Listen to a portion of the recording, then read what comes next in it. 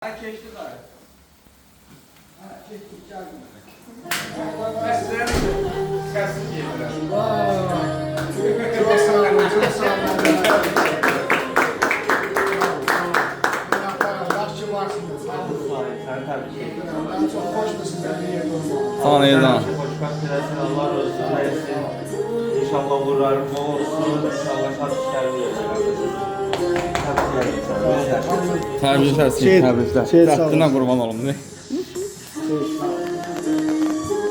Tamam, size nasıl oldu? Teşekkür ederim. Ama Orada çok sağ olun. Minnettar olun. gəl arzu tut. Seyit, bunu qoy cibinə, məndən xəşdi. Seyir, sen seyir. O sonra şamlan deyil. Allah uğurunuzdan sağ olsun. Sağ olun, çok sağ olun. Minnettar olun. Təbrik edirəm, qaqa. Böyle yoxlan Hala olsan. yazanız yoktu. Var ya, onu da belə. Ha, görsün. Vallahi iki yaş yok. Ya, yeter oldu qaqa. Çok sağ olun, minnettarım. Hamınızı çok istedim. Herkes. Sağ ol. Sağ olun.